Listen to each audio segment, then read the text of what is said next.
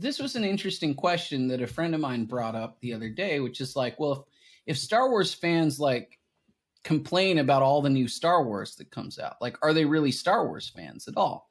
And I don't like that line of thinking because, first of all, there is a body of work that exists, right? That was sort of the original body of work, which is all of the original series stuff. And then you can even start talking about the prequels and stuff too, because it was all George Lucas. And by the way, the prequels, there's a lot of stuff I don't like about the prequels, and there's a lot of stuff I have problems with about the prequels, but like there is still like pretty unique vision in the prequels that's kind of interesting now looking back on it. Like, again, there's a lot of there's a lot of stuff that Lucas was never very good at, like dialogue, for example, that is really terrible in the prequels. And there's some boring stuff that shouldn't be there, you know, like, but that said, that feels weirdly a lot more Star Wars-y to me than a lot of the newer stuff has, especially in full context of like the modern trilogy. But then I look at it and I go, look, I'm a fan of the original trilogy. There are elements of the prequel trilogy that I like. I like The Mandalorian a lot. I liked Rogue One.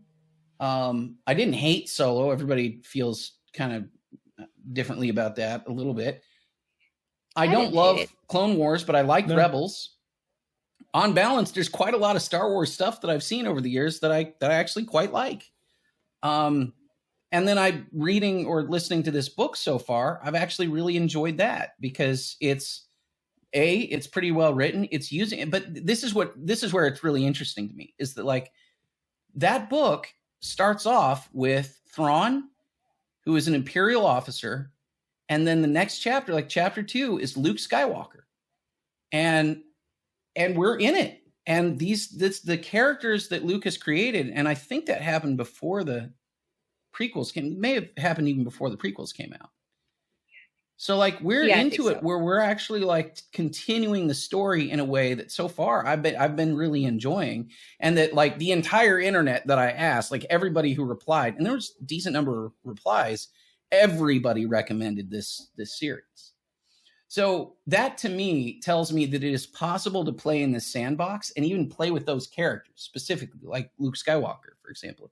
Han Solo's in like the next, like in the 3rd chapter, or whatever, like is a Han Solo chapter.